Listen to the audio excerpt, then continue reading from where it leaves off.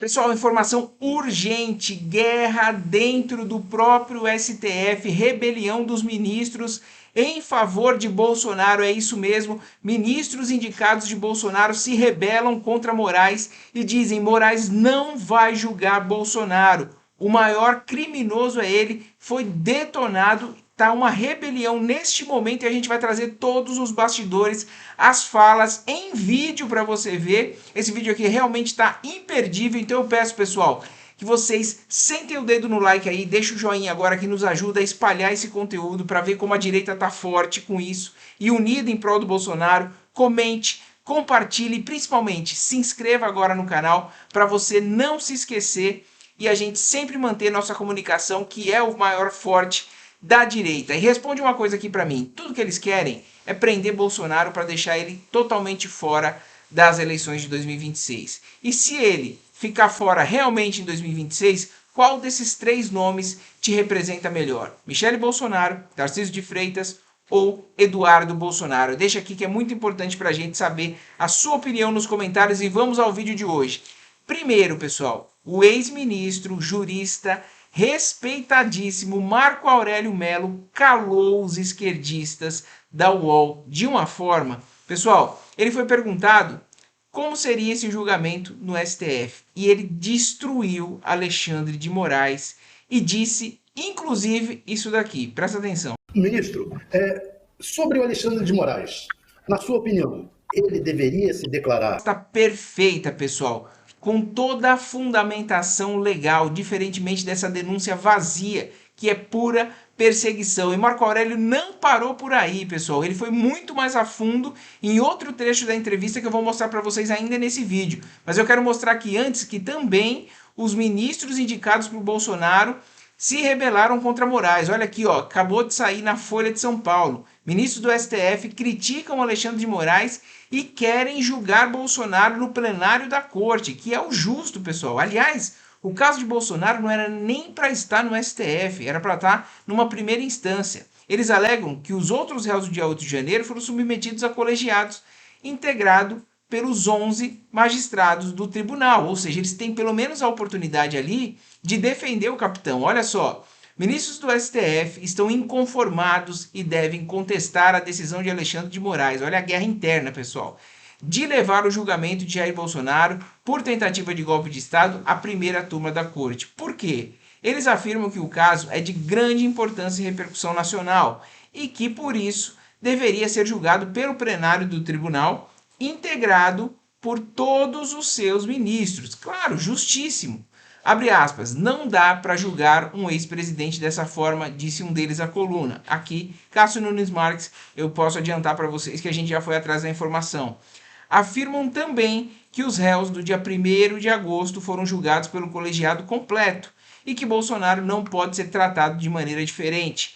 A apreciação do plenário daria maior legitimidade à decisão final e aqui quem disse foi André Mendonça. A primeira turma que vai julgar Bolsonaro é integrada, sabe por quem, pessoal? 5 ministros, são eles. Alexandre de Moraes, que deveria estar fora, e eu vou mostrar para vocês a continuação do vídeo aqui do Marco Aurélio detonando essa situação, inclusive dizendo que ele vai ser preso. Flávio Dino, indicado por Lula, Cristiano Zanin, indicado por Lula, e aqui mais 2 petistas, Carmen Lúcia e Luiz Fux. Então você quer uma decisão isenta dessa forma?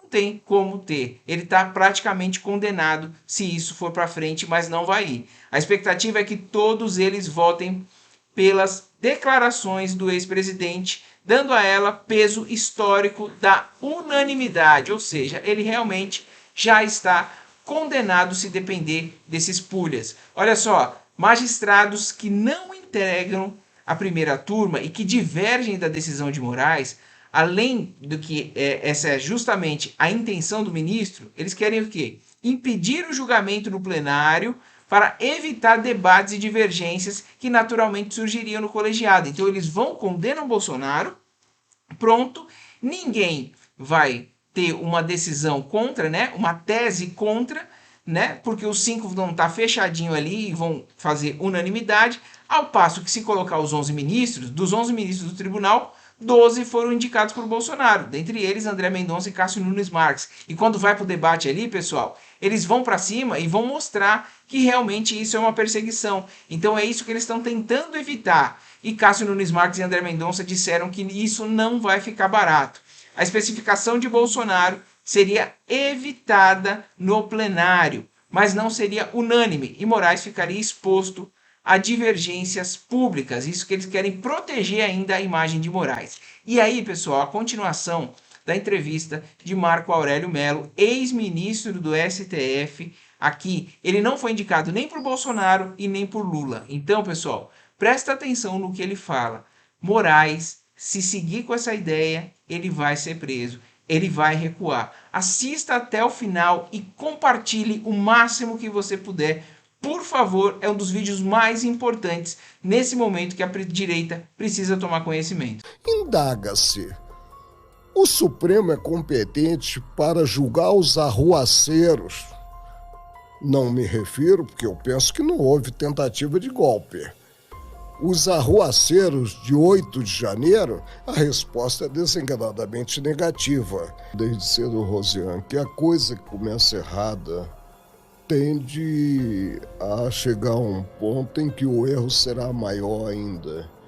O inquérito começou mal. Começou mal por quê? Porque foi instaurado pela própria vítima, o Supremo. E aí nós sabemos que inquérito é instaurado por provocação da polícia ou provocação do Estado acusador, que é o Ministério Público. Mas ainda, ao invés de partir-se para algo republicano, que é a distribuição do inquérito, pensou-se a dedo o relator, o ministro Alexandre Moraes. E se desconhecendo também que o exemplo vem de cima. A repercussão nos demais patamares do judiciário é péssima. É péssima no que o Supremo, e não há um órgão acima dele para corrigir as decisões que prolata, não dá em si o exemplo em termos de organicidade do direito. Você concorda, Caio? Existe um erro de origem, um vício de origem? Seria esse o termo se a gente fosse? Eu penso que sim, concordo com o ministro Marco Aurélio. De fato, em 2019, quando se instaurou o inquérito, o à época presidente, o ministro Dias Toffoli, havia invocado um dispositivo do regimento interno do Supremo, que abria a possibilidade de investigação, de abertura de um inquérito, se houvesse algum ilícito nas dependências do tribunal. Aplicou-se uma interpretação mais elástica, digamos assim, para que esse artigo do regimento interno contemplasse também os ataques que o Supremo e os seus membros tinham sofrido. Então, de fato, com fundamento em um dispositivo do regimento, é que se instaurou o inquérito das fake news e, como bem disse o ministro Marco Aurélio, não houve distribuição quanto à relatoria. Algo bastante peculiar, né, ministro? A relatoria foi atribuída diretamente ao ministro Alexandre. Então, agora faz quase 4 anos, ministro, no próximo dia 10 de junho fará 4 anos, de um julgamento importante do Supremo no plenário, em que o Supremo decidiu manter o andamento deste inquérito. O resultado 10-1, um dos muitos julgamentos em que o senhor ficou ali isolado na divergência, né? Agora, nesse período de quase 4 anos, o senhor porventura fez algum reexame da concepção que o senhor teve naquela altura, dada a sequência de fatos históricos que observamos aqui no Brasil de lá para cá? Eu sempre evoluí com muita facilidade, de forma espontânea, de forma corajosa, mas nesse caso concreto não. Por mais que medite, reflita sobre o procedimento adotado, eu concluo que foi errôneo. E aí nós precisamos considerar que a Constituição dita cidadã por Ulisses Guimarães, de 88, inaugurou um sistema acusatório. E o Ministério Público é o Estado acusador. Muito embora ele possa, depois de propor uma ação penal, pedir a própria absolvição do acusado, né? Eu creio que não avançamos culturalmente a partir desse procedimento adotado e vamos ver onde vai chegar esse inquérito, que o inquérito deve ter uma duração razoável, pelo menos, né? Que não se observe o que está no Código de Processo Penal, mas que seja um período tido como razoável. Quem oferecerá em si a denúncia? Uma Procuradora-Geral da República que estudou comigo na UNB, né? Foi minha assessora, inclusive. Ela chegou a pedir o arquivamento desse inquérito. A doutora Raquel Elias Ferreira, Dodge, considerado casamento com um americano, né? Mas eu a conheci ainda Elias Ferreira, que era o patronímico do pai dela. E simplesmente se desconheceu esse pleito do Estado acusador. Indaga-se, quem oferecerá a denúncia se de início o Ministério Público é contrário em si ao inquérito? Não sei onde chegaremos. Pois é, fica aí a dúvida que eu quero que eles também, só para ressaltar que o ministro faz a referência a Raquel Dodge, que foi Procuradora-Geral da República. Caio. Nós tivemos, durante esse período de 2019 até agora, até o começo de 2024, nós tivemos, então, 3 procuradores gerais da República que atuaram nesse momento e, de fato, como bem lembrou o ministro, a doutora Raquel Dodge havia se posicionado veementemente em razão da absoluta inconstitucionalidade daquele inquérito das fake news. Acontece que essa tensão entre o Ministério Público e o Poder Judiciário, que começou especialmente no ano de 2019, eu penso que ela continuou e se arrasta até o presente momento. Em 2021, quando o então Procurador-Geral da República, Dr. Augusto Aras, havia solicitado o arquivamento do inquérito dos atos antidemocráticos, o ministro Alexandre acabou arquivando, mas na sequência já abriu outro, que é o inquérito das milícias digitais. Então, essa conduta dele enquanto alguém que pode decidir pela abertura de um outro inquérito e o encerramento do anterior é muito complicado. Isso demonstra a tensão, na minha visão permanente, que houve entre o Ministério Público e o Judiciário. Antes de eu passar por Valfré, eu queria saber de você também, assim, esse questionamento que o ministro levanta, que quem que vai oferecer essa denúncia, isso é um ponto crucial mesmo, porque o que acontece? Tá bom, tem um inquérito aí que tem um não. Aliás, o Valfré passou um levantamento aqui para mim que dos desdobramentos dessa história são 11 inquéritos, no final das contas, que circulam e que tudo ali vai correlacionando. 11, né? Entre eles o das milícias digitais, que já eu quero aprofundar nele. Mas assim, e aí? É um monte de decisão, tem determinação de prisão, mas tem essa questão da origem. É a vítima, é o acusador, é quem julga. E aí, como é que... Eu, sinceramente, estou pensando tecnicamente aí, um professor e o... Fica muito difícil, né? Você que preza a organização em si do direito, né? Agasalhar esse procedimento. E isso é ruim porque o Supremo vai para a vitrine e aí o estilingue funciona. Os ataques são de toda ordem. E o desprestígio para o tribunal é enorme. Vou pegar uma provocação do professor Caio sobre o argumento do ministro Dias Toffoli para abrir esse inquérito, né, com base no regimento interno. Foi um entendimento institucional que perdurou e que mantém o inquérito e outros inquéritos em andamento.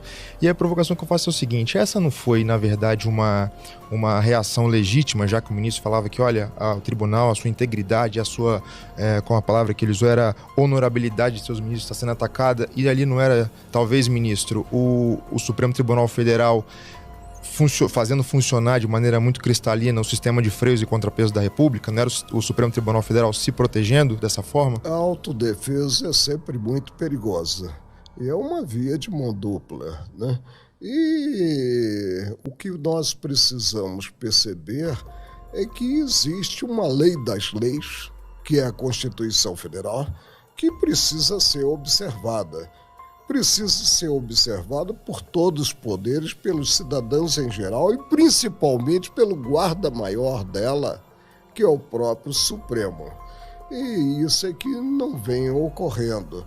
para a tristeza geral. Eu estive no Supremo durante 31 anos, sempre atuando com muito desprendimento, depois de ter passado pelo TRT, pelo Tribunal Superior do Trabalho.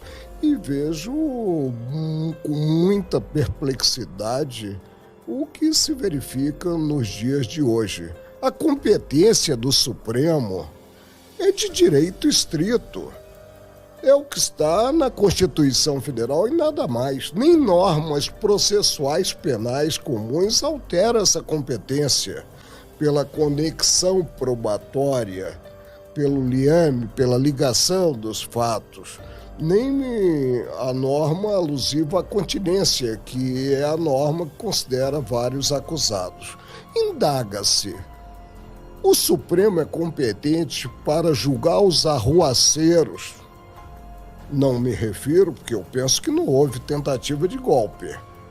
Os arruaceiros de 8 de janeiro, a resposta é desenganadamente negativa, com o prejuízo do princípio do juiz natural e transgressão ao que está na Constituição, sem direito dos cidadãos acusados terem recurso para um órgão revisor de possível decisão contrária proferida. Isso não é bom. Como eu falei, não se avança culturalmente mediante atropelos. E, além disso, a problemática do relacionamento, a problemática da independência dos poderes, a harmonia entre os poderes. A harmonia pressupõe que cada qual atue na área que lhe é reservada constitucionalmente.